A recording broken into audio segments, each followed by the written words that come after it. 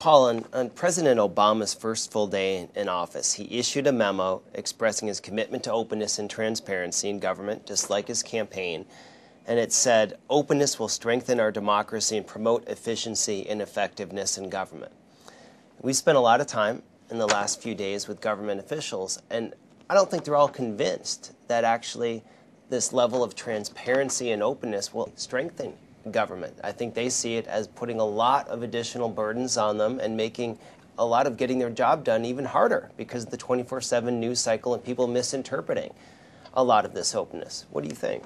Well, Bill, we've certainly seen a lot of interest in our government clients in terms of what this openness trend means.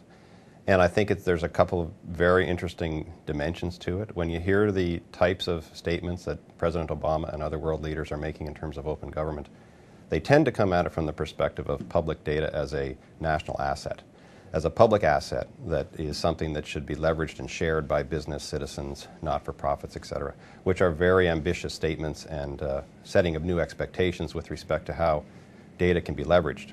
So I think if you start from that premise, it sets a very high bar in terms of what national leaders, international leaders are attempting to achieve.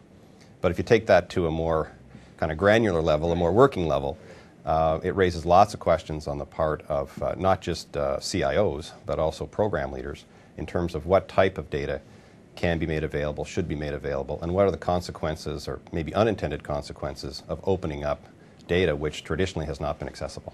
It's absolutely one of those areas that in theory it sounds really great, and how could anyone disagree with it?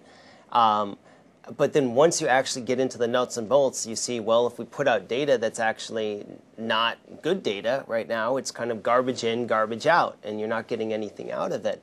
And at the same time, it is adding more work to people, and it sometimes costs money to get all that data together, as we've heard.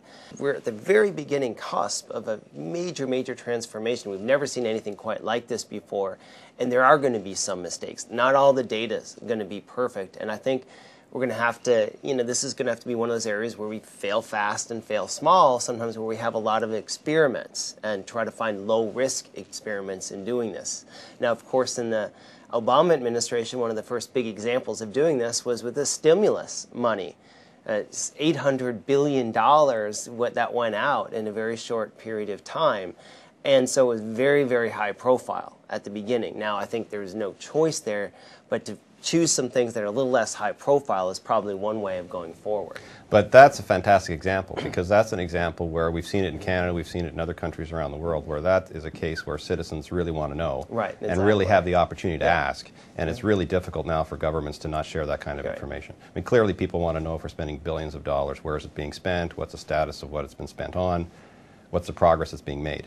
And so that's a great opportunity for governments to have been able to open up that data, which traditionally would not have been available in the same fashion, and for citizens to really be able to poke around in that data and see what's going on. Right. So the notion of accountability and transparency on the part of governments, the bar has been raised substantially, and maybe it's the combination of this open data movement and the economic crisis that we've been in with all of this vast amount of money that's being spent, which has really brought to the fore the expectation that citizens have to be able to understand where public funds are being spent.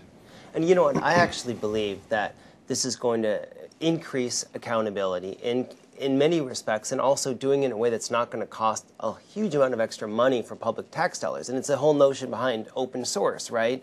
Where you've got 1 million eyeballs on it to find all the bugs. And now when we've got thousands or millions of people who are examining things and everything, they're going to be able to find issues and little problems that are very difficult for, auditors or inspectors necessarily to do. So we've widened that out in the same way that open source has worked.